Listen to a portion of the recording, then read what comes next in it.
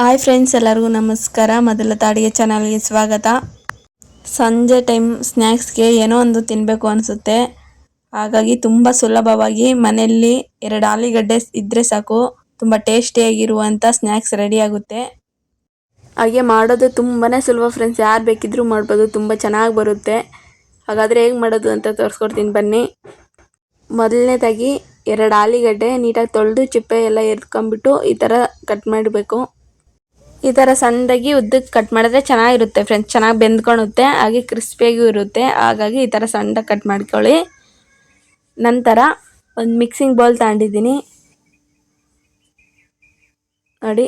ಈಗ ಅದರೊಳಗೆ ಹಾಕ್ಕೊಳ್ತಾ ಇದ್ದೀನಿ ಆಲೂಗಡ್ಡೆ ಕಟ್ ಮಾಡಿ ಇಟ್ಟಿದ್ನಲ್ಲ, ಅದನ್ನು ಕಂಪ್ಲೀಟಾಗಿ ಹಾಕ್ಕೊಳ್ಳಿ. ಆಲೂಗಡ್ಡೆ ನಿಮ್ಗೆ ಎಷ್ಟು ಬೇಕೋ ಅಷ್ಟು ಹಾಕೋಬೋದು ಫ್ರೆಂಡ್ಸ್. ಜಾಸ್ತಿ ಮಾಡೋಂಗಾದ್ರೆ ಸ್ವಲ್ಪ ಜಾಸ್ತಿ ಹಾಕ್ಕೊಳ್ಳಿ, ಕಮ್ಮಿ ಆದರೆ ಸ್ವಲ್ಪ ಕಮ್ಮಿ ಹಾಕ್ಕೊಳ್ಳಿ.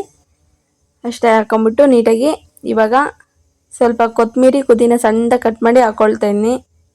ನಂತರ ಖಾರಕ್ಕೆ ತಕ್ಕಷ್ಟು ಖಾರದ ಪುಡಿ 1 ಟೇಬಲ್ ಸ್ಪೂನ್ ಅಷ್ಟು ಹಾಕ್ಕೊಳ್ತಾ ಇದ್ದೀನಿ.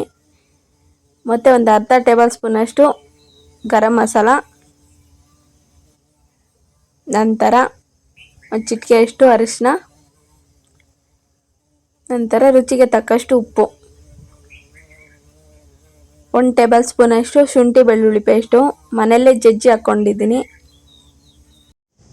ನಂತರ ಒಂದು ಅರ್ಧ ಕಪ್ಪಷ್ಟು ಕಡಲೆ ಹಿಟ್ಟು ನೋಡ್ತಾ ಇರ್ಬೋದು. ಈಗ 1-2 ಟೇಬಲ್ ಸ್ಪೂನ್ ಅಷ್ಟು ಅಕ್ಕಿ ಹಿಟ್ಟು ಹಾಕ್ಕೊಳ್ತಾ ಇದ್ದೀನಿ.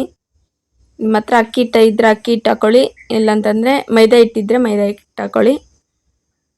ಕ್ರಿಸ್ಪಿಯಾಗಿ ಬರುತ್ತೆ ಅಂತ ಅಕ್ಕಿ ಹಿಟ್ಟು ಹಾಕ್ಕೊಳ್ತಾ ಇದ್ದೀನಿ. ನೀಟಾಗೆಲ್ಲ ಹೊಂದ್ಕೊಳ್ಳೋ ಥರ ಮಿಕ್ಸ್ ಮಾಡ್ಕೋಬೇಕು.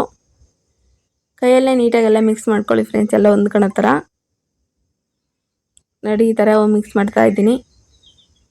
ಈಗ ಸ್ವಲ್ಪನೇ ನೀರು ಹಾಕ್ಕೊಳ್ತಾ ಮಿಕ್ಸ್ ಮಾಡ್ಕೊಳ್ಳಿ. ಒಂದೇ ಸಲ ಹಾಕೋಕೆ ಹೋಗ್ಬೇಡ್ರಿ, ನೀರು ಸ್ವಲ್ಪನೇ ಹಾಕ್ಕೊಳ್ಳಿ